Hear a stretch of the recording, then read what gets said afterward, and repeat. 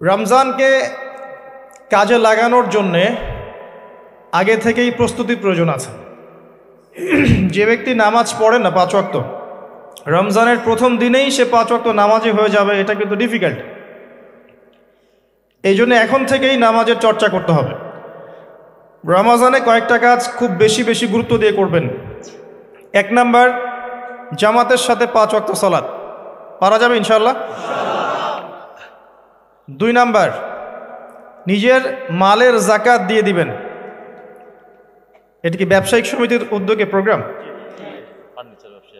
নিজেদের মালের যাকাত হিসেব করে মুফতি সাহেবদের কাছে যাবেন, কওমি ওলামায়ে কেরামের কাছে যেতে পারেন, গিয়ে যাকাতের আপনার নিসাব হিসাব করে নেবেন যে আপনার কতটুকু যাকাত এসেছে, এবং এটা দেওয়ার সবচেয়ে উত্তম সময় হচ্ছে রমাদান মাস।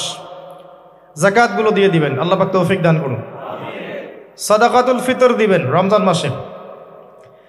তারাবির সালাত অবশ্যই অ্যাটেন্ড করবেন, তারাবির সালাত মিস করবেন না। পরিবারের ব্যক্তিদেরকে একসাথে নিয়ে ইফতার করবেন, আলাদা আলাদা করে করবেন না। বেশি থেকে বেশি মানুষকে ইফতার করাবেন, সামাজিকভাবে, রাষ্ট্রীয়ভাবে, সংগঠনের উদ্যোগে বা ব্যক্তিগত পর্যায়ে বেশি থেকে বেশি মানুষকে ইফতার করাবেন। এবং কোরআনুল কারীমকে বেশি সময় দিবেন। প্রতিদিন অন্তত পক্ষে 1 পারা করে তেলাওয়াত করবেন। যারা হাফেজ কোরআন তারা পুরো কোরআন হিফজ আবার চর্চা করবেন। যারা আরও বড় লেভেলে আছেন কোরআন গবেষণা করবেন। 5 ওয়াক্ত নামাজের পরে একটা করে হাদিস পড়ার চেষ্টা করবেন মসজিদের মধ্যে। আসর থেকে মাগরিব এই সময়টুকুর মধ্যে, আসরের নামাজের পরে মসজিদ ভিত্তিকভাবে দার্সের ব্যবস্থা করবেন, তালিমের ব্যবস্থা করবেন। 30 দিন 30টা আলাদা আলাদা টপিকে কথা হবে, জনগণ জানতে পারবে। পারা যাবে? ব্যবসায় এই মাসে খুব বেশি লাভের চেষ্টা করবেন না, পরকালীন লাভের চেষ্টা করবেন। সিন্ডিকেট করে দ্রব্যমূল্যের দাম বাড়িয়ে দিবেন না। চেষ্টা করবেন মানুষকে আরও সহজ করে দেওয়ার জন্য। যারা খাবারের ব্যবসা করেন রমজান মাসে বেশি বেশি মানুষকে খাবার খাওয়াবেন, আল্লাহ বরকত দিবে ইনশাআল্লাহ। কাপড়ের ব্যবসা করেন, বেশি থেকে বেশি মানুষকে কাপড় দান করবেন রমজান মাসে। রমজানে মুসলিমদের নিত্য প্রয়োজনীয় যে দ্রব্যগুলো আছে এগুলো যারা বিক্রি করেন তাদের প্রতি অনুরোধ থাকবে যে কৃত্রিম সংকট সৃষ্টি করে দাম বাড়াবেন না, বরং মানুষের জন্য সহজ করে দিবেন। আল্লাহ আপনার রিজিকে বরকত দিবে ইনশাআল্লাহ। বিশ্বের প্রায় প্রতিটা মুসলিম কান্ট্রিতেই রমজান মাসে দ্রব্যমূল্যের দাম নিয়ন্ত্রণে থাকে, কমে যায়, ইল্লাল বাংলাদেশ ছাড়া। কিন্তু আমরাই 90% মুসলিমের দেশ। এই মাস লাভের মাস, পরকালীন লাভের মাস, দুনিয়ার লাভের মাস নয়। বরং রমজান আসার আগেই পুরো মাসের বাজার এবং ঈদের শপিং করে ফেলে দিবেন। রমজান মাসে বেশি বেশি মার্কেটে যাবেন না, এবং স্ত্রী সন্তানদেরকেও বেশি বেশি মার্কেটে যেতে দিবেন না। বরং এই মাসে পর্দা আরও বজায় রাখার চেষ্টা করবেন। রাস্তার মোড়ে মোড়ে যে হোটেলগুলো থাকে, ঘোমটা হোটেল, এই হোটেলের মালিকদের প্রতি নসিহত থাকবে যে আল্লাহকে ভয় করেন। হোটেলের বাইরে লিখে দিবেন মুসলিমদের জন্য খাওয়া আমার হোটেলে জায়েজ নাই। এটা করবেন, ঘোমটা না দিয়ে ওখানে লিখে দিবেন যে আপনি মুসলিম হয়ে থাকলে আল্লাহকে ভয় করুন, আমার হোটেলে মুসলমানদের জন্য আলাদা করে খাওয়ার কোনো জায়গা নাই রোজা রাখা অবস্থায়। সেলুনে আছেন যারা, সেলুনে লিখে দিবেন রমজান মাসে আমি দাড়ি কাটি না, কমপক্ষে লিখে দিবেন যে আমার দোকানে দাড়ি শেভ করা হয় না। রমজান মাসে আল্লাহওয়ালা হয়ে যান, লাআল্লাকুম তাত্তাকুন, তাকওয়া অবলম্বন করতে হবে। কিছু টিপস বলে দিলাম। সবচেয়ে বড় কথা হচ্ছে মানসিক প্রস্তুতি। রমজান আসতে যাচ্ছে, একটা মানসিক প্রিপারেশন। এই রমজানের 30টা দিন আমি প্রত্যেকটা দিনকে কাজে লাগাবো। প্রতিটা দিন আমি কোরআনের কিছু অংশ পড়ব, হাদিস কিছু পড়ব, 2টা কথা মানুষকে দাওয়াত দিব, ইফতার করাবো মানুষকে, সাধ্যমতো দান সাদাকা করব, তারাবির সালাতে হাজির হব, কোরআন খতম দিব। এই কাজগুলো করতে কি সরকার বাধা দিবে? প্রশাসন বাধা দিবে? এগুলো আমাদের হাতে আছে। আল্লাহ পাক আমাদের সবাইকে তৌফিক এনায়েত করুন, আমিন। আর এই রমজান মাসে বেশি বেশি খাওয়া এবং দুনিয়াবি কাজে অপচয় করবেন না। সারাদিন রোজা রেখে যদি ইফতার করতে 20টা আইটেম নিয়ে বসি আমাদের পুরান ঢাকার মানুষের মতো, তাহলে অবস্থা খারাপ, রমজানের আধ্যাত্মিকত্ব নষ্ট হয়ে যাবে। কথা কি বুঝতে পারছেন? রোজা রেখেছে আলহামদুলিল্লাহ, ইফতার করার জন্য কি 20টা আইটেমের দরকার আছে? 10টা আইটেমের দরকার আছে? এই যত বেশি ইফতারে খাবে মানুষ, তত বেশি সে অসুস্থ হয়ে যাবে এবং তারাবি অন্যান্য ইবাদতগুলো ঠিক মতো করতে পারবে না। আমাদের ক্ষেত্রে দেখা যায় যে সেহেরি আর ইফতারে আয়োজন দেখলে মনে হয় এটা আমার জীবনের শেষ খাওয়া হবে না। কথা বুঝতে পারছেন?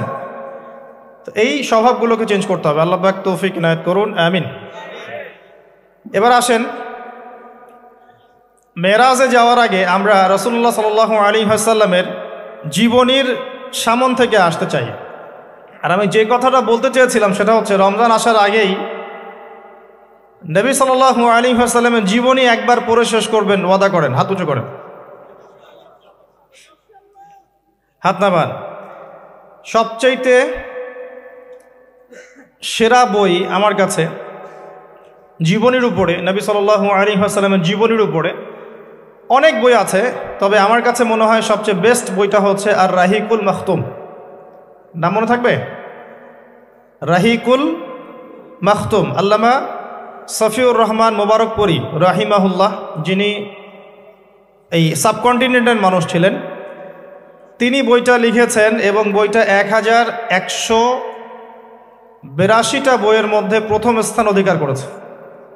1182টা বা 83টা বইয়ের মধ্যে এই বইটা প্রথম স্থান অধিকার করেছে এই সৌদি আরবের কম্পিটিশনে। তো এই বইটার চেয়ে প্রাণবন্ত সিরাতের বই আমি আসলে পড়িনি, আর অনেক সিরাতের বই আছে এবং আমি অনুরোধ করব সিরাতের বেশি বেশি বই কিনবেন। একটা সিরাতের বইয়ে সব তথ্য হয়তো থাকবে না, এখানে ভেরিয়েশন আনতে হবে আপনাকে, বিভিন্ন সিরাতের বই কিনবেন, কিন্তু আর রাহিকুল মাখতুম বইটা মাস্ট বি পড়ার চেষ্টা করেন।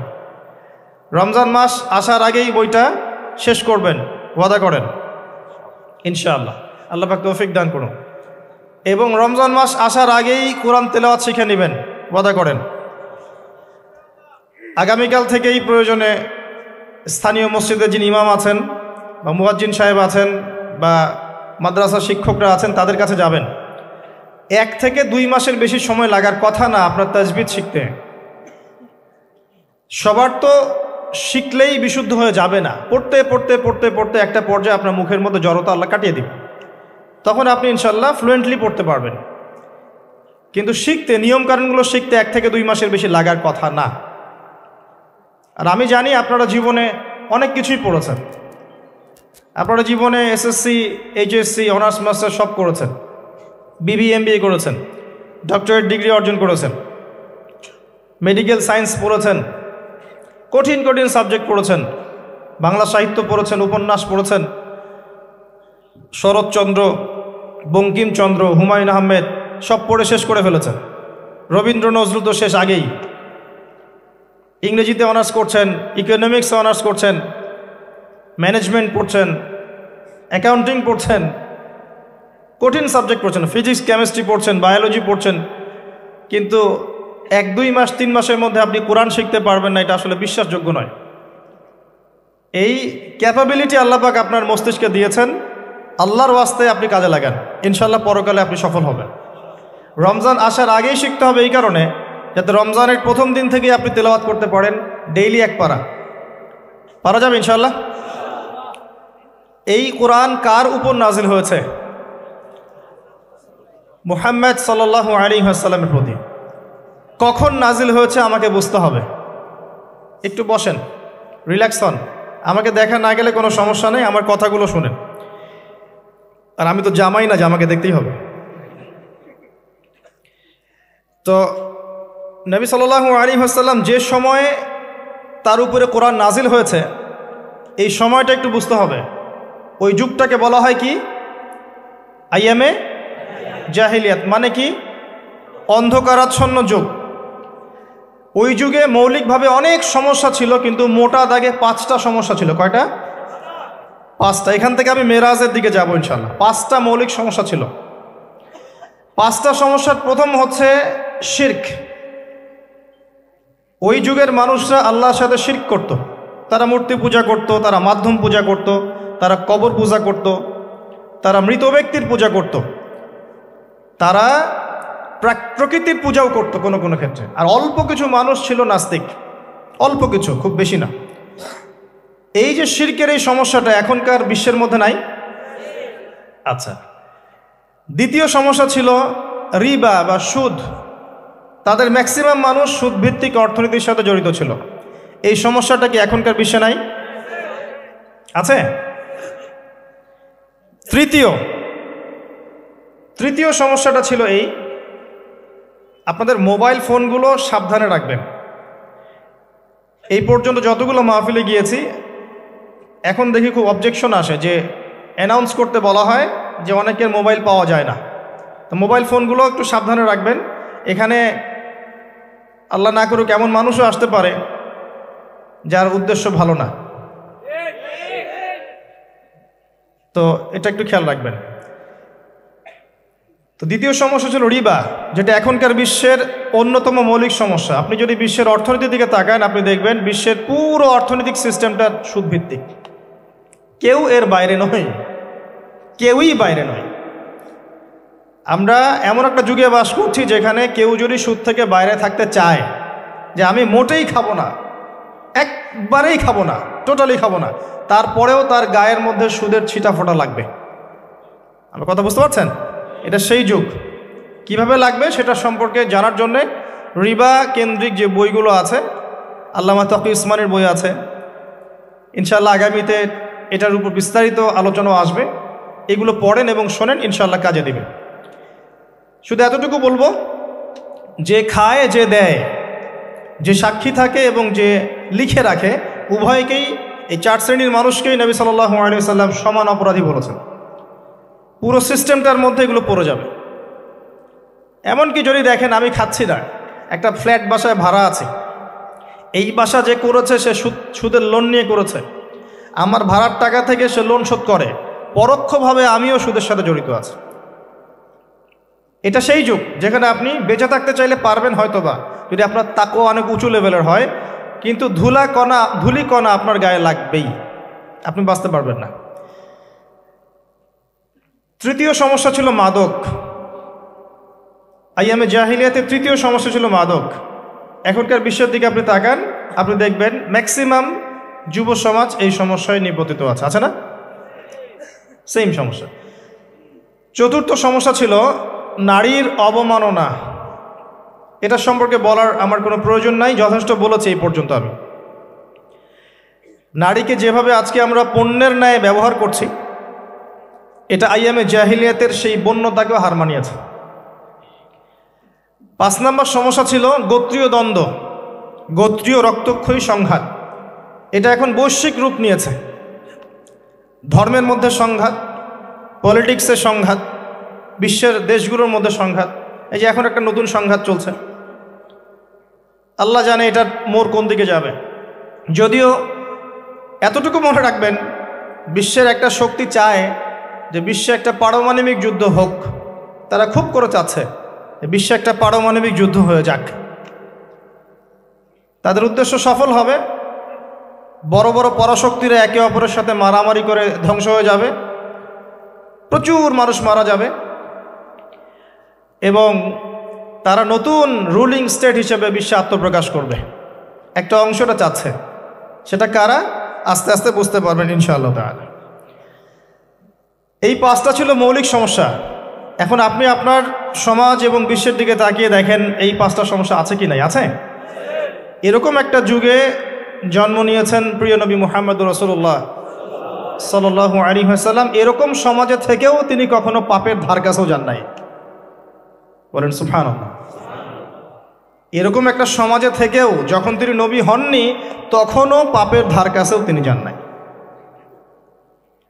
তিনি কখনো শিরক করেননি, কখনো মূর্তি পূজা করেননি, কখনো রিবা খাননি, আর বাকি বিষয়গুলো ধার কাছেও যাননি।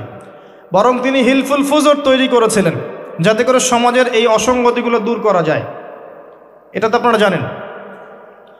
এরপর তিনি নবী হলেন 40 বছর বয়সে। প্রথম কোন আয়াত নাজিল হয়েছিল?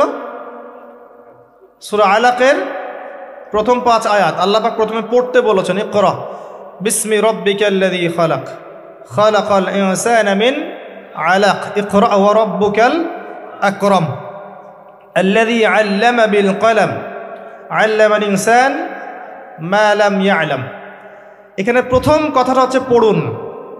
আল্লাহ পাক প্রথমে বললেন না সুদ খেও না, শিরক করো না, মাদক সেবন করো না, জেনার ধার কাছেও যেও না। আল্লাহ পাক এগুলো কিছুই বললেন না।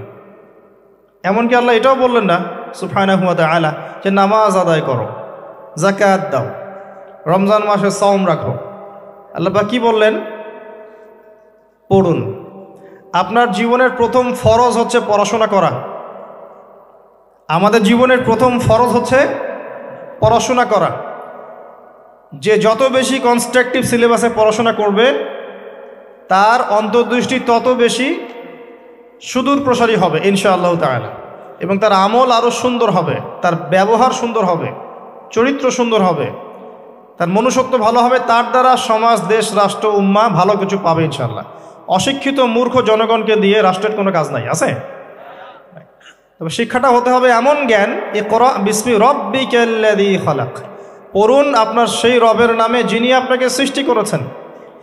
যে জ্ঞান আপনাকে আপনার স্রষ্টা, ওদের ভাষা ব্যবহার করে বলছি, আপনার ইলাহ আল্লাহর দিকে নিয়ে যাবে, সেটাই প্রকৃত জ্ঞান।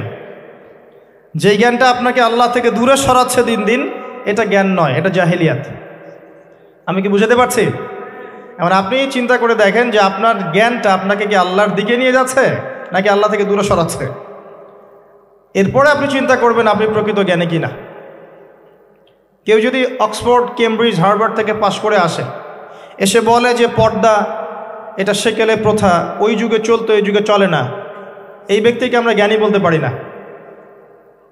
কেউ যদি বাইরে থেকে বড় ডিগ্রি এসে বলে যে ইসলাম আসলে এই যুগে চলে না ওই যুগে চলতো, সুদের মধ্যেই আছে অগ্রগতি আর প্রগতি, ফ্রি মিক্সিং ভালো জিনিস, ছেলে মেয়ে একসাথে পথ চলবে, খারাপ কিছু না, মাদকদ্রব্য খাওয়াই যায়, মানুষ মাদকদ্রব্য খেলে ভালো কাজ করার উৎসাহ পাবে, সমকামিতা একটা বাক স্বাধীনতা, ব্যক্তি স্বাধীনতা, এরকম কথাবার্তা যদি কেউ বলে বা আল্লাহর হালালগুলোকে হারাম করে দেয়, হারামগুলোকে হালাল করে নেয়, এই ব্যক্তি বা এই সম্প্রদায়কে আমরা জ্ঞানী বলতে পারি না। কারণ তাদের জ্ঞান তাদেরকে আল্লাহ থেকে দূরে সরিয়ে দিয়েছে। ইকরা বিসমি রাব্বিকাল্লাযী খালাক। পড়ুন আপনার সেই রবের নামে যিনি আপনাকে সৃষ্টি করেছেন। খালাকাল ইনসানা মিন আলাক, যিনি মানুষকে সৃষ্টি করেছেন জমাট বাঁধা রক্তপিণ্ড থেকে। ইকরা ওয়া রাব্বুকাল আকরাম, পড়ুন আপনার রব মহামান্বিত। আল্লাযী আল্লামা বিল কলম, যিনি আপনাকে কলম দ্বারা জ্ঞান শিক্ষা দিয়েছেন। মানুষ জ্ঞান অর্জন করতে পারেনি, প্রথমে আল্লাহ মানুষকে জ্ঞান শিখিয়েছেন। এটাকে বিশ্বাস করেন? ওয়াল্লামা আদামাল আসমাআ কুল্লাহা, আমি আদমকে সমস্ত নাম শিক্ষা দিয়েছি। কে শিক্ষা দিয়েছেন? আদম আলাইহিস সালামের কি জ্ঞান ছিল? আমাদের জ্ঞান ছিল? আল্লাহ শিখিয়েছেন। আল্লামাল ইনসান মা লাম ইয়ালাম, মানুষকে সেই জ্ঞান শিক্ষা দিয়েছেন যা মানুষ জানতো না। এই আয়াত নিয়ে নবী সাল্লাল্লাহু আলাইহি ওয়াসাল্লামের নবুয়তের জিন্দেগি শুরু হলো। কত বছর জিন্দেগি ছিল নবুয়তের জিন্দেগি? বলতে পারবেন? 23 বছর। 23 বছর। আমরা কিন্তু লেকচারের শেষে একটা কুইজ কন্টেস্ট করব ইনশাআল্লাহ। 5টা থেকে 10টা প্রশ্ন করব ইনশাআল্লাহ। 10 জনকে আমরা পুরস্কৃত করব ইনশাআল্লাহ তাআলা। মনোযোগের সাথে লেকচার শুনবেন। এরপর নবী সাল্লাল্লাহু আলাইহি ওয়াসাল্লামের নবুয়তের জিন্দেগি শুরু হলো। 23 বছর। কত বছর? তার মধ্যে প্রথম 13 বছর হচ্ছে মক্কায়, আর পরের 10 বছর কোথায়? মদিনায়। খুব সংক্ষিপ্ত আকারে বলছি, প্রথম 3 বছর নবী সাল্লাল্লাহু আলাইহি ওয়াসাল্লাম গোপনে দাওয়াত দিয়েছেন। কিভাবে? একদম গোপনে গোপনে। প্রথমে বাড়ির লোকজনকে, তারপর নিকট আত্মীয় যারা তাদেরকে, তারপর যাদের সাথে সম্পর্ক ভালো ক্লোজ তাদেরকে, এরপর আস্তে আস্তে আমভাবে। এটাই দাওয়াতি কাজের সুন্নাহ। এরপর 4র্থ থেকে 10ম এই সময়টুকুতে তিনি প্রকাশ্যে দাওয়াত শুরু করেছিলেন। তার সম্প্রদায়কে দাওয়াত দিলেন, যারা তার কথা বিশ্বাস করলো না, বেশিরভাগ মানুষই কুফরি করলো, বরং তারা ইসলাম যারা কবুল করেছে এদের উপরে নির্যাতন শুরু করলো। নির্যাতনের মাত্রা দিন দিন বাড়তে থাকলো। যখন হামজাহ এবং ওমর রাদিয়াল্লাহু আনহুমা তাদের মতো কিছু সাহাবী ইসলাম কবুল করলেন, ইসলাম তখন শক্তিশালী হওয়া শুরু করল। তারপরেও নির্যাতনের মাত্রা বাড়তে থাকলো। এক পর্যায়ে সাহাবীরা হিজরত করলেন আবিসিনিয়ায়। কোথায়? আবিসিনিয়ায়। প্রথম হিজরত মদিনায় হয়নি, প্রথম হিজরত আবিসিনিয়ায়। এটা হচ্ছে ইথিওপিয়ার পাশে, এখনকার মানচিত্রে ইরিত্রিয়া নামে একটা জায়গা আছে। দেখেছেন কখনো? বিশ্বের ম্যাপ দেখেছেন কখনো? বিসিএস কোচিং যারা করছেন তাদের তো জানার কথা। এই ইরিত্রিয়া ছিল সেই জায়গা যেখানে হিজরত করেছিলেন সাহাবীরা। সেখানে একজন বাদশাহ ছিলেন, তার নাম বাদশাহ নাজাশী। তিনি একজন খ্রিস্টান ছিলেন, কিন্তু ভালো খ্রিস্টান ছিলেন, সৎ। তিনি মুসলিমদেরকে আশ্রয় দিয়েছিলেন এবং তার রাজ্যে মুসলিমরা নিরাপদে ছিল, বসবাস করেছে দীর্ঘদিন। পরবর্তীতে এই বাদশাহ নাজাশী ইসলাম কবুল করে মুসলিম হন। মারা গেলে নবী সাল্লাল্লাহু আলাইহি ওয়াসাল্লাম তার গায়েবানা জানাজার নামাজও পড়েছেন। কুরাইশদের অত্যাচার বাড়তে থাকে। এক পর্যায়ে নবী সাল্লাল্লাহু আলাইহি ওয়াসাল্লাম তায়েফে হিজরত করেন, চেষ্টা করেন তায়েফবাসীকে বোঝানোর জন্যে। তায়েফের লোকজন সাড়া দেয়নি, উল্টা নবী সাল্লাল্লাহু আলাইহি ওয়াসাল্লামকে রক্তাক্ত করেছিল। তিনি ফিরে আসেন মক্কায়। আবারও মক্কায় ফিরে আসার পরে অল্প দিনের ব্যবধানে, বেশি দিন না, মাত্র অল্প দিন, 3 দিন 7 দিন, কেউ বলেছে 3 মাস, এইটুকু ব্যবধানে প্রথমে চাচা আবু তালেব, তারপরে স্ত্রী খাদিজা রাদিয়াল্লাহু আনহা, তারা ইন্তেকাল করেন। এবং নবী সাল্লাল্লাহু আলাইহি ওয়াসাল্লামের এই শেষ আশ্রয়স্থল আবু তালেব, সেটাও শেষ হয়ে যায়। তার স্ত্রী খাদিজা রাদিয়াল্লাহু আনহা আল্লাহর কাছে চলে যান। এই সময়টাতে নবী সাল্লাল্লাহু আলাইহি ওয়াসাল্লাম প্রচণ্ড মানসিক কষ্টে ছিলেন। আল্লাহ পাক এইরকম একটা সময়ে মেরাজের ঘটনা ঘটিয়েছেন। বলেন সুবহানাল্লাহ। আল্লাহ রাব্বুল আলামিন তাকে পুরো মানসিক সমস্ত কষ্ট থেকে ফারেক করে আল্লাহ পাকের সমস্ত কুদরত দেখিয়েছেন মহাবিশ্বে নিয়ে গিয়ে। যদিও বা তার আগের 3 বছর সাহাবীদেরকে বয়কট করা হয়েছিল। 3 বছর গাছের ছাল পাতা খেয়ে সাহাবীরা থেকেছেন শিয়ারে আবু তালেব নামক জায়গায়। এরপর বয়কট তুলে নেওয়া হয়। তারপর এই আমুল হুজন আসে। এর পরের বছর ইয়াসরিব বা মদিনা থেকে 6 জন যুবক এসে ইসলাম কবুল করে। বলেন সুবহানাল্লাহ। তাদের নেতা ছিলেন আসাদ বিন জুরারাহ রাদিয়াল্লাহু আনহু। তিনি ফিরে যান মদিনায়। পরের বছর আবার 6 জনকে নিয়ে আসেন, টোটাল 12 জন। এই 12 জন মুসলিম হয়ে আবার মদিনায় ফিরে যান।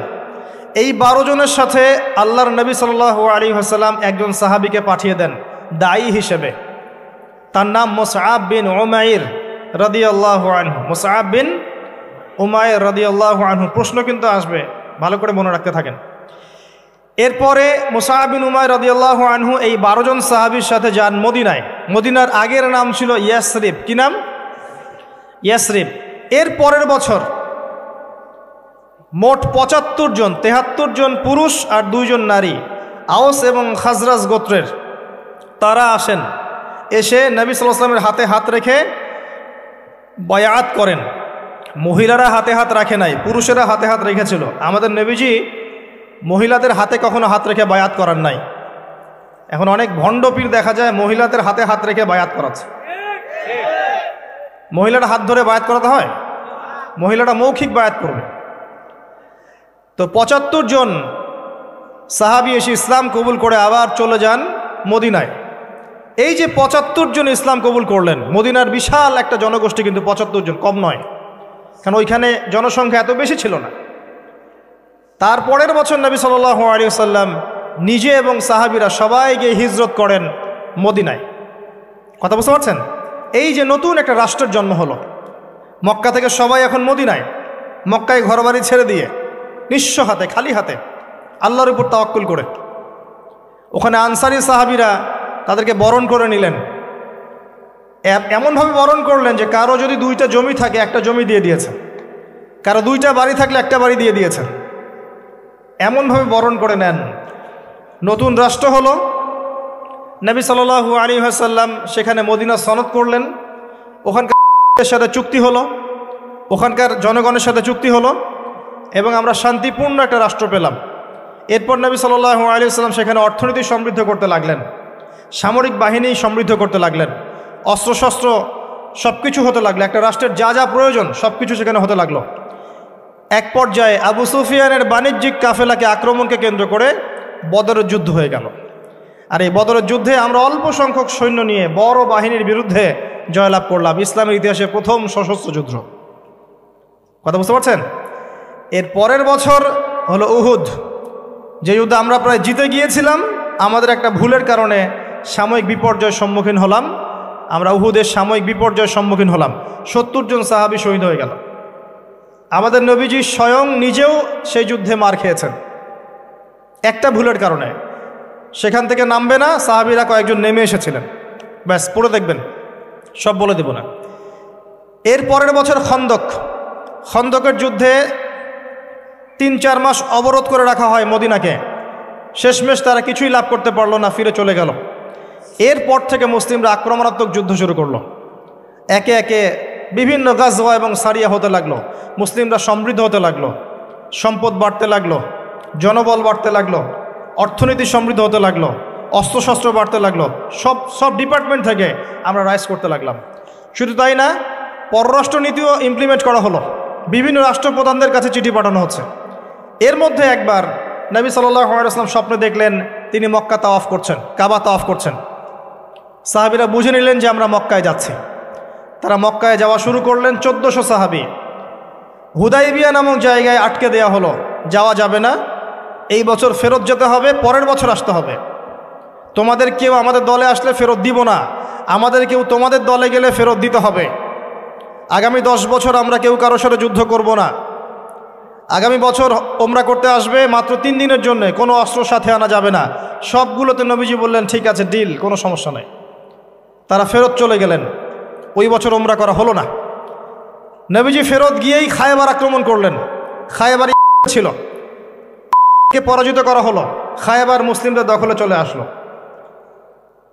এর আগে আরও 2 কওমকে সেখান থেকে, মদিনা থেকে বহিষ্কার করা হয়, একটা বনু নাজির, একটা হচ্ছে বনু কাইনুকা। আর খন্দকের যুদ্ধে বহিষ্কার করা হয় বনু কুরাইজাকে। এরা সবাই খায়বার আশ্রয় নিয়েছিল, খায়বারকে আক্রমণ করে এদেরকে আরব উপদ্বীপ থেকে বের করে দেওয়া হয়। তার পরের বছর হচ্ছে মক্কা বিজয়। নবী সাল্লাল্লাহু আলাইহি ওয়াসাল্লাম মক্কা বিজয় করলেন, মক্কার সমস্ত মূর্তিগুলো ভেঙে ফেললেন। বেলাল রাদিয়াল্লাহু আনহু কাবা ঘরের উপর উঠে আজান দিলেন, নবীজি সবাইকে মাফ করে দিলেন। দলে দলে মানুষ ইসলাম কবুল করলো। সূরা নাসর নাজিল হলো, ইজা জাআ নাসরুল্লাহি ওয়াল ফাত। সূরা মাইদার 3 নম্বর আয়াত নাজিল হলো। এরপর নবীজি মদিনায় ফিরে গেলেন। তার মাঝে হুনাইনের যুদ্ধ হয়েছে, এর আগে একটা মোতার যুদ্ধ হয়েছে, তারপর একটা তাবুক যুদ্ধ হয়েছে, ব্যাস। এরপরে মদিনায় ফিরে গিয়ে মাত্র 81 বা 83 দিন নবীজি বেঁচেছিলেন। এরপরে তার শেষ রোগ শুরু হলো এবং মারা যাওয়ার কয়েকদিন আগে তিনি বলে গেলেন, আমার কবরকে উপাসনার জায়গা বানাবে না, আমার কবরকে উপাসনার জায়গা বানাবে না, আরব উপদ্বীপ থেকে বহিষ্কার করবে, রাষ্ট্রদূতরা আসলে সম্মান করবে, দাস দাসীর প্রতি খেয়াল রাখবে, নামাজের হেফাজত করবে। আর অনেক নসিহত তিনি করে গেলেন। তিনি বলে গেলেন তার আগে বিদায় হজের ভাষণে, তোমরা সবাই ভাই ভাই, সাদার উপর কালো, কালোর উপর সাদা, ধনীর উপর গরিব, গরিবের উপর ধনী, আরবের উপর অনরব, অনরবের উপর আরব, কোনো ভেদাভেদ নাই, তোমরা সবাই আদম সন্তান, আদম মাটির সন্তান। নবীজি বললেন সাল্লাল্লাহু আলাইহি ওয়াসাল্লাম, সাহাবীরা আমি কি তোমাদের কাছে আমার অর্পিত দায়িত্ব পালন করেছি, পৌঁছে দিয়েছি? সাহাবায়ে কেরাম বললেন হ্যাঁ, আমরা সাক্ষ্য দিয়েছি আপনি পৌঁছে দিয়েছেন। নবীজি বললেন আল্লাহুম্মা ফাশহাদ, আল্লাহ আপনি সাক্ষ্য থাকেন আমি আমার দায়িত্ব পৌঁছে দিয়েছি। এভাবে তার জীবনটা শেষ হয়ে যায়। এই হলো সংক্ষিপ্ত সিরাত, ডিটেইলস পড়বেন। এর মধ্যে একটা ঘটনা, যখন কষ্টের মধ্যে ছিলেন নবী সাল্লাল্লাহু আলাইহি ওয়াসাল্লাম, তখন কিসের ঘটনা ঘটেছে? মেরাজ। এবং নবী সাল্লাল্লাহু আলাইহি ওয়াসাল্লামকে আল্লাহ পাক সশরীরে মেরাজ করিয়েছেন, ঘুমের মধ্যে নয়, সশরীরে। এই জায়গা থেকে আলোচনার বাকি অংশটা খুব ভালো করে বোঝার চেষ্টা করেন। নবী সাল্লাল্লাহু আলাইহি ওয়াসাল্লাম এশা সালাতের পরে শুয়ে আছেন, কথা বন্ধ করেন, এশা সালাতের পরে শুয়ে আছেন, তন্দ্রাভাব। কোথায় শুয়ে আছেন? কাবা ঘরের হাতিমে। কাবা ঘরের হাতিমে একজন ফেরেশতা আসলেন, তার নাম জিবরাইল আলাইহিস সালাম। নবীজিকে শুইয়ে দিলেন। নবীজিকে শুইয়ে দিয়ে এই যে বুক, গলার নিচ থেকে এই নাভি পর্যন্ত চিরে ফেললেন। কলিজা এটা বের করা হলো, একটা পাত্র আনা হলো। এই পাত্রের মধ্যে ছিল ঈমান এবং প্রজ্ঞা। এগুলো কিন্তু কোনো গল্প নয়, এগুলো সবগুলো বাস্তব সত্য ঘটনা। এটা নবী সাল্লাল্লাহু আলাইহি ওয়াসাল্লামের জীবনে ঘটেছে। এগুলোর ব্যাখ্যা কি, এগুলো কি সায়েন্টিফিক কি না, এগুলোর পিছনে দর্শন কি, যুক্তি কি, এগুলো আমাদের আজকের আলোচনার বিষয় নয়। কারণ আমি অনেক দিন আলোচনা করেছি যে সায়েন্স আপনাকে সব কিছুর ব্যাখ্যা দিতে পারবে না। কোনো কিছু সায়েন্স দিয়ে প্রমাণ হলেই বিশ্বাস করব, না হলে করব না, এই চেতনার নাম শিরক। এটা আধুনিক যুগের শিক্ষা শিরক, এটা আধুনিক যুগের শিক্ষা ক্ষেত্রে শিরক। যে সায়েন্স কিছু প্রমাণ করলে বিশ্বাস করব, না করলে করব না, এটাতে আমি বিশ্বাস করি না, আমাদের বিশ্বাস করা উচিত নয়। সায়েন্সকে জিজ্ঞাসা করবেন রুহ কাকে বলে, please give us the definition of রুহ। রুহের ডেফিনেশন দেন, রুহ কাকে বলে, কত প্রকার কি কি, আত্মা কাকে বলে, কত প্রকার কি কি। সায়েন্সের প্যান্ট খারাপ হয়ে যাবে। কথা কি বুঝতে পারছেন? রুহের ডেফিনেশন দিতে পারবে না। জিজ্ঞাসা করবেন স্বপ্ন কাকে বলে, মানুষের স্বপ্ন মাঝে মাঝে সত্য হয় কিভাবে, ব্যাখ্যা দিতে পারবে না। যদি বলেন মানুষ ঘুমায়, ঘুমের একটা পূর্ণাঙ্গ ব্যাখ্যা দেন, দিতে পারবে না। যদি বলেন যে কবরের আযাবের ব্যাখ্যা দেখ, পারবে না। জিন জাতির ব্যাখ্যা দেখ, পারবে না। মালায়েকার ব্যাখ্যা দেখ, পারবে না। তাদের দৌড় একটা জায়গা পর্যন্ত, সেটা হলো বিগ ব্যাং থেকে মহাবিশ্ব সৃষ্টি হয়েছে। সব কিছু গিয়ে ওখানে শেষ হবে, যে আগে কিছুই ছিল না, হঠাৎ বিস্ফোরণ হয়েছে, বাস পৃথিবী সৃষ্টি হয়ে গেছে। অনেক সিম্পল জিনিসের ব্যাখ্যাই সে দিতে পারেনি। তাহলে আমরা কেমন করে ধরে নিলাম যে সায়েন্স কিছু প্রমাণ করলেই সত্য, না করলে সত্য না? এটা কে বললো আপনাকে? এটা সবচেয়ে বড় শিক্ষাক্ষেত্রে শিরক হচ্ছে এখন। কারো যদি জ্ঞানতাত্ত্বিক এপিস্টিমোলজি ঠিক না থাকে, তার পুরো জ্ঞান চর্চায় শিরক হবে। তাই আমি এখানে এই আলোচনা করতে যাচ্ছি না যে এটা সায়েন্টিফিক ব্যাখ্যা ইত্যাদি, আমি জাস্ট ঘটনাটা বলছি, এর পিছনে শিক্ষাগুলো বলবো। বুক চিরে ফেলা হয় এবং কলিজাটা বের করে একটা পাত্র আনা হয় স্বর্ণের, এর মধ্যে ঈমান এবং প্রজ্ঞা ছিল। ঈমান এবং প্রজ্ঞা কি, এর আকার আকৃতি কেমন, আল্লাহ ভালো জানেন। সব কিছু সায়েন্টিফিক হবে না যে কঠিন তরল বায়বীয়। কঠিন তরল বায়বীর বাইরেও অনেক কিছু আছে যেটা সায়েন্স জানে না। কথা কি বুঝতে পারছেন? অনেক কিছুই আছে, কঠিন তরল বায়বীর বাইরেও অনেক কিছু আছে যেটা সায়েন্স ব্যাখ্যা করতে পারবে না। ঈমান এবং প্রজ্ঞার এই পাত্রে কলিজাটা ডুবানো হয়, ধুয়ে পরিষ্কার করে আবার আগের জায়গায় ফিট করে দেওয়া হয়। আনাস রাদিয়াল্লাহু আনহু, বিখ্যাত সাহাবী, প্রায় 10 থেকে 12 বছর নবী সাল্লাল্লাহু আলাইহি ওয়াসাল্লামের খেদমত করেছেন। তিনি বলেছেন, আমি আল্লাহ রসুলের বুকের মধ্যে এই যে বুক চিরে ফেলা, সিনা চাক, এই দাগটা আমি দেখেছি, বুকের মধ্যে দাগ ছিল। এরপর নবী সাল্লাল্লাহু আলাইহি ওয়াসাল্লামের সামনে একটা বাহনকে আনা হয়। এই বাহনের নাম হচ্ছে বোরাক। কি নাম? গাধার চেয়ে একটু বড়, খচ্চরের চেয়ে একটু ছোট, এর নাম হচ্ছে বোরাক। এই বোরাকে নবী সাল্লাল্লাহু আলাইহি ওয়াসাল্লামকে উঠতে বলা হয়। তিনি উঠতে গেলে বোরাক একটু পার্ট নিয়েছে, ভাব নিয়েছিল আর কি। ভাব নেওয়া বোঝেন? মাঝে মাঝে আমরা ভাব নেই না? কখনো মেয়েদের বিউটি কন্টেস্ট দেখেছেন? ফ্যাশন শো দেখেন নাই? টিভিতে অ্যাডভার্টাইজ দেখেন নাই? কে দেখে নাই? এটা তো সবাইকেই দেখতে হয়। কার চোখে পড়েনি? মনে হবে যে মানুষকে ভয় দেখাচ্ছে। এই যে ভাব, বোরাক একটা ভাব নিয়েছিল। তো জিবরাইল আলাইহিস সালাম বোরাককে বলছেন যে শুনো, তোমার পিঠে মুহাম্মদ সাল্লাল্লাহু আলাইহি ওয়াসাল্লামের চেয়ে উত্তম কোনো মানুষ এখনো বসে নাই, আর মুহাম্মদ সাল্লাল্লাহু আলাইহি ওয়াসাল্লামের চেয়ে প্রিয় এবং সম্মানিত মহান কোনো ব্যক্তি আল্লাহর কাছে নাই। অতএব তুমি এত পার্ট নিও না। তখন বোরাক ঘামতে শুরু করে। আমি যে কথাগুলো বলছি এগুলো সহিহ বুখারীর মধ্যে আছে, সহিহ মুসলিমের মধ্যেও আছে এবং অন্যান্য সিরাতের গ্রন্থগুলোর মধ্যে আছে। আমি এক জায়গায় করে কথাটা বলার চেষ্টা করছি।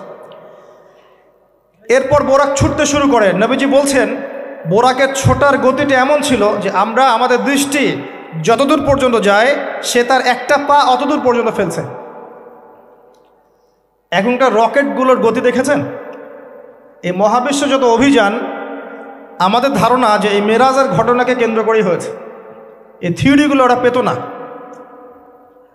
মহাবিশ্বের এই আকাশ ভেদ করে যাওয়া যায়, এই যে কনসেপ্টটা, এই কনসেপ্টটা কিন্তু নবী সাল্লাল্লাহু আলাইহি ওয়াসাল্লাম মেরাজের আগে কখনো হয়নি।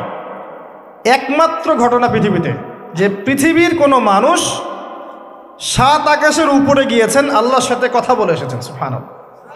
এমনকি কোনো নবীর ক্ষেত্রেও এটা হয়নি, কোনো নবীর ক্ষেত্রেও নয়। সেখানে গিয়ে দেখলেন মসজিদের মধ্যে একজন ব্যক্তি সালাত আদায় করছেন, গড়ন, দেহের গড়নটা একটু লম্বা এবং চুলগুলো কোকড়ানো, কানের লতি পর্যন্ত, রুগ্ন একটু। তাকে বলা হচ্ছে ইনি হচ্ছেন মুসা আলাইহিস সালাম, সালাত পড়ছেন। এখন কিভাবে সালাত পড়ছেন, জীবিত না মৃত নাকি বারজাখে, আমরা ব্যাখ্যা করতে পারবো না। যা তিনি দেখেছেন তাই বলেছেন, আমরা বিশ্বাস করেছি, সামি'না ওয়া আতা'না। যেমনটা আবু বকর সিদ্দিককে বলা হয়েছে রাদিয়াল্লাহু আনহু, আপনি কি মেরাজের ঘটনা বিশ্বাস করেন? আপনি কি মেরাজের ঘটনা বিশ্বাস করেন? আল্লাহ রাসূল সাল্লাল্লাহু আলাইহি ওয়াসাল্লাম এক রাতের মধ্যে বাইতুল মাকদিস গিয়েছেন, সেখান থেকে আরশে আজিম, আবার ফিরে এসেছেন, অজুর পানি গড়িয়ে পড়ছে। আবু বকর সিদ্দিক তিনি বলছেন, এর চাইতেও বড় কথা তো আমি বিশ্বাস করি, সেটা হলো আসমান থেকে কোরআন তার উপর নাজিল হচ্ছে প্রতিনিয়তই। যে আল্লাহ তার উপর কোরআন নাজিল করতে পারেন, তাকে আসমানে নিয়েও যেতে পারেন, এটা অবিশ্বাস করার কি আছে? এরপর থেকে তার নাম হয় কি? সিদ্দিক। তো আমরা ওই দিকে যাওয়ার চেষ্টা করি। নবীজি বলেছেন, ব্যাস সত্য। এবং এখানে ঢোকার আগে একটা পাথরের মধ্যে এই বোরাকটাকে বেঁধে রাখা হয়। আরেকজন ব্যক্তিকে দেখেছেন যার গড়ন ফর্সা এবং লালচে, এই দুইটা কালারকে মিক্স করলে যেমন গায়ের রং হবে এমন, এবং চুলগুলো হচ্ছে অনেক সোজা, সিল্কি। সিল্কি শব্দটা আমি বুঝলাম, চুলগুলো অনেক সোজা, এটা আমার কথা। স্বচ্ছ ঝকঝকে চুল। তো গায়ের গড়নটা খুব বেশি লম্বাও না, খুব বেশি খাটোও না। নবীজিকে বলা হচ্ছে ইনি হচ্ছেন ঈসা ইবনে মারইয়াম। নবী সাল্লাল্লাহু আলাইহি ওয়াসাল্লাম আরেকজনকে দেখলেন যার গড়নটা হুবাহু নবী সাল্লাল্লাহু আলাইহি ওয়াসাল্লামের মতোই। এবার তাকে বলা হলো ইনি হচ্ছেন আদি পিতা ইব্রাহিম আলাইহিস সালাম। ইব্রাহিম আলাইহিস সালামের সাথে আমাদের নবী সাল্লাল্লাহু আলাইহি ওয়াসাল্লামের পুরো ফিজিক্যালিও মিল ছিল, এবং জীবনের যে গতি এখানেও মিল ছিল। হয়তোবা এই কারণেই আমরা দরুদ ইব্রাহিমে অন্য নবীর নাম না নিয়ে ইব্রাহিম আলাইহিস সালামের নামটা নিচ্ছি। আল্লাহু আলাম, আল্লাহ ভালো জানে। যখন নবীর নাম আসবে সবাই কমসে কম সাল্লাল্লাহু আলাইহি ওয়াসাল্লামটুকু বলবেন মনে মনে। এবার সেখানে নবী সাল্লাল্লাহু আলাইহি ওয়াসাল্লাম সমস্ত নবীদেরকে নিয়ে 2 রাকাত সালাত পড়লেন। তিনি ইমামতি করলেন। নবীদের ইমাম হচ্ছেন আমাদের নবী মুহাম্মদুর রাসূলুল্লাহ সাল্লাল্লাহু আলাইহি ওয়াসাল্লাম। আল্লাহ পাক আমাদের সবাইকে তার সুন্নাহগুলো আমল করার তৌফিক দান করুন। আমাদের প্রতিটা কাজ যেন তার সুন্নাহ মতো হয়, আল্লাহ পাক সে তৌফিক এনায়েত করুন। এরপর নবী সাল্লাল্লাহু আলাইহি ওয়াসাল্লামকে নিয়ে যাওয়া হচ্ছে আকাশে।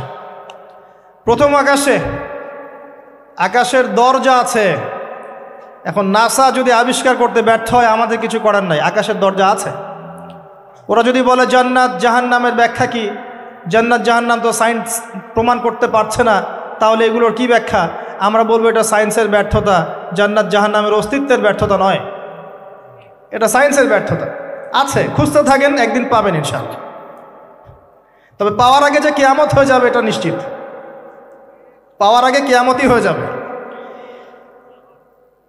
আমরা কারেন্ট অ্যাফেয়ার্সে দেখেছিলাম কয়েকদিন আগে একটা গ্রহের সন্ধান পাওয়া গেছে। এই গ্রহটা ডায়মন্ড দিয়ে তৈরি, হীরার। এখন বিশ্ববাসী বিশ্বাস করছে হ্যাঁ হীরার গ্রহ আছে। কথা বুঝতে পারছেন? আল্লাহ পাক কোরআনে বলেছেন জান্নাতের মাটি হবে সোনার, আছে না, সোনার, মতির, জহরতের। তো যদি কখনো দেখবেন সায়েন্স বলে যে হ্যাঁ এমন একটা গ্রহ পাওয়া গেছে পৃথিবী থেকে কয়েক কোটি আলোকবর্ষ দূরে, গ্রহের নাম হচ্ছে JNAXYZ.000 অমুক, এদের নামগুলো এমন ভয়ঙ্কর হয় আর কি, তখন দেখবেন বিশ্বের মানুষ বিশ্বাস করছে। করবে না বিশ্বাস? নিশ্চিত বিশ্বাস করবে। আমাদের পুরো চিন্তাটাই এখন এমন, সায়েন্স বললে হ্যাঁ আমি হ্যাঁ, ও যদি বলে না আমি না।